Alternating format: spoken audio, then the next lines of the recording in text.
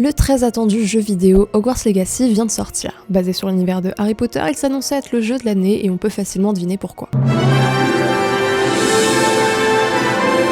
Mais contre toute attente, je rigole, c'est leur pendé au nez, la sortie du jeu en dérange certains, parce qu'on ne peut pas jouer au Quidditch. Mais voilà, mais c'était sûr en fait. C'était sûr. C'est une blague, ce qui dérange vraiment beaucoup, au point qu'une vague d'appels au boycott se répand sur les réseaux sociaux, c'est parce que J.K. Rowling n'est rien d'autre qu'une grosse transphobe. J.K. Rowling, ce nom vous dit quelque chose? Sinon voici un petit récap. J.K. Rowling, de son vrai nom Joanne, c'est l'autrice de Harry Potter. Vous savez, cette saga fantastique de 7 tomes où un orphelin découvre qu'il est sorcier et sauve le monde de celui dont on ne doit pas prononcer le nom. Plus de 500 millions d'exemplaires ont été vendus dans le monde et le premier tome est le 3e livre le plus lu de ces 50 dernières années. Ce dernier sort en 1997. En 2 ans, J.K. Rowling passe de dépressive vivant dans une grande précarité à millionnaire. Aujourd'hui, sa fortune est estimée à 743 millions d'euros. Rien que ça. Son succès n'est pas écrit d'avance et c'est son éditeur qui lui demande de changer son prénom Joanne en son célèbre acronyme JK, car il craignait que la cible du roman, donc des petits garçons, ne voudrait pas acheter des livres écrits par une femme. Quand on crée la plus grande saga littéraire de tous les temps, désolé aux fans du Seigneur des Anneaux, c'est pas moi qui le dis, ce sont les chiffres, on devient vite influente. Et cette influence, J.K. Rowling va la mettre au service de ses combats personnels. Au travers de ses livres, l'auteur assume que l'histoire de Harry Potter, c'est avant tout le combat des peuples discriminés, les gobelins, les elfes de maison, les sans-bourbes, afin d'avoir les mêmes droits que les sans-purs. Voldemort et ses partisans étant bien sûr à mettre en parallèle avec les nazis. Au-delà de son œuvre, J.K. Rowling prend position publiquement sur des sujets de société. En 2015, elle écrit dans un tweet qu'elle voudrait que la Grande-Bretagne accueille plus de réfugiés, sans pour autant vouloir en accueillir dans le manoir qu'elle habite à ce moment-là. L'auteur avait aussi critiqué Nicolas Sarkozy en 2016 quand il avait affirmé que le burkini était une provocation. Je cite, « Que les femmes choisissent ou non de couvrir leur corps, on a toujours l'impression qu'elles ont bien cherché ce qui leur arrive. » On continue bien sûr avec le body positivisme qui lui tient particulièrement à cœur, tout comme le féminisme depuis son plus jeune âge. D'ailleurs, un centre pour les victimes de violences sexuelles a été ouvert par l'auteur. Bon, par contre ce centre est réservé aux femmes, aux vraies. Lors des présidentielles américaines de 2016, J.K. Rowling avait assumé publiquement qu'elle était contre Trump, le trouvant grossier et étant en désaccord avec la plupart de ses déclarations. Elle l'avait tout de même défendu en expliquant qu'il était libre de dire ce qu'il voulait dans un discours lors du gala du PEN International, une organisation qui œuvre pour la liberté d'expression dans le monde. Après la fin de la saga, l'écrivaine avait aussi annoncé que Dumbledore était gay et qu'Hermione était noire. En tout cas qu'elle n'avait jamais parlé d'une Hermione blanche. Voilà la Hermione du film et voici la Hermione de la pièce de théâtre. Et pour finir, une étude prouve que lire Harry Potter rend tolérant.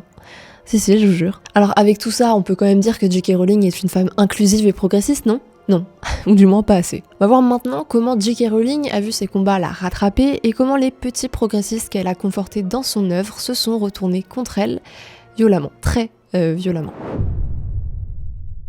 J.K. Rowling s'est fait la porte-parole de la plupart des nobles causes de l'époque, à l'exception peut-être d'une d'entre elles, celle de la transidentité. J.K. Rowling est transphobe, c'est partout sur le web, mais qu'est-ce qui s'est passé au juste? Qu'est-ce qui fait qu'une des écrivaines les plus influentes et progressistes de notre siècle soit aujourd'hui aussi sulfureuse? Tout commence en 2018 quand elle like un tweet d'une certaine Rachel, une internaute qui affirmait n'avoir jamais été soutenue en tant que femme au Parlement britannique, contrairement aux hommes en robe, à comprendre les femmes trans.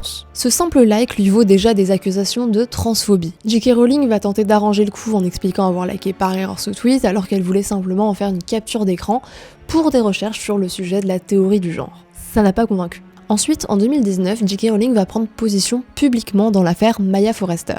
Celle-ci a perdu son emploi à cause de ses positions quant à la transidentité. Elle aurait maintenu que les femmes trans sont des hommes et elle refusait d'utiliser les pronoms demandés par ses interlocuteurs transgenres. Today I'm going to be teaching you how to use frog's pronouns in sentences, so let's go! You all wanted a new TikTok about how I use my new pronouns, which are be and fairy.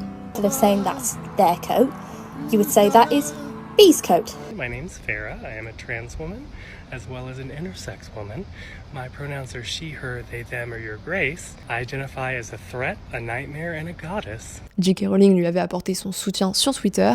Je cite, « Habillez-vous comme vous le souhaitez, appelez-vous comme bon vous semble, couchez avec n'importe quel adulte consentant, vivez votre meilleure vie dans la paix et la sécurité, mais forcez les femmes à quitter leur travail pour avoir maintenu que le sexe est réel. » Bon, là ça commençait à chauffer et elle commençait à recevoir pas mal de critiques. On commence à la désigner de TERF. En anglais, féministe extrémiste qui exclut les transgenres. Mais c'est en Nimbus 2020 que ça explose. Dans un tweet, elle se moque de Devex, une plateforme médiatique qui publie un article intitulé « Créer un monde post-Covid-19 plus égalitaire pour les personnes à menstruation ». Ce à quoi J.K. Rowling répond « Personne à menstruation, je suis sûre qu'on devait avoir un mot pour ces gens, que quelqu'un m'aide, femme, foum, fim ».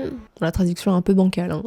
Après ce tweet, J.K. Rowling est la cible d'une énorme tempête médiatique et essaie de se défendre dans un billet qu'elle publie sur son blog. On reviendra un peu plus en détail sur ce qu'elle y écrit exactement. Après ce billet contenant un peu trop de vérités blessantes, les acteurs principaux des films se sont désolidarisés d'elle et de ses propos. Elle continue ensuite les prises de position allant à l'encontre des trans, comme en 2022 où elle s'oppose à un projet de loi écossais qui permet aux transgenres de modifier leur état civil plus facilement et plus rapidement. À partir de là, on cherche à l'effacer, à la cancel. Je ne sais pas si vous saviez, mais le Quidditch, vous savez ce football avec 6 buts, 4 balles sur des balais, était devenu un vrai sport à la suite des films. Et tenez-vous bien, l'US Quidditch et la Major League de Quidditch ont décidé de changer de nom pour se détacher de la romancière. Donc maintenant, c'est juste des mecs qui courent après des balles à cheval sur des balais.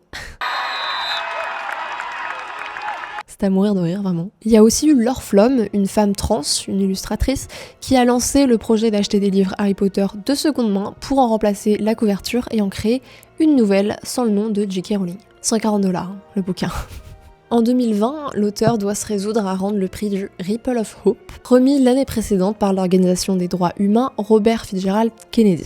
Ses propos sur les personnes qui ont leurs règles ne passaient pas pour la présidente de l'organisation. Puis c'est au tour de l'équipe des films. En 2022 se tenait l'anniversaire des 20 ans d'Harry Potter sur HBO. J.K. Rowling s'y était fait remarquer par son absence. Elle avait ensuite précisé dans une interview après coup que c'était son choix de ne pas s'y être rendue. Par contre, durant l'émission, pas un acteur n'a cité son nom. On l'a à peine mentionné alors que c'est elle qui a créé l'univers entier. Donc en fait, sans elle, il n'aurait pas de travail. C'est un peu fort de café. Puis en 2022, le New York Times, un quotidien pas mal influent aux États-Unis, a diffusé une publicité qui vante un monde où l'écrivaine n'existe pas. Voilà ce qu'est la cancel culture dans toute sa grandeur. Ah tiens d'ailleurs, en parlant de cancel culture, sache que YouTube, il nous aime pas trop. Alors si t'aimes cette vidéo, like, commente et abonne-toi à la chaîne. Et si tu veux nous soutenir encore plus, abonne-toi à notre offre rejoindre juste en bas. Bon allez, bonne vidéo petit moldu. Mais l'hostilité envers l'auteur va bien au-delà de juste l'effacer.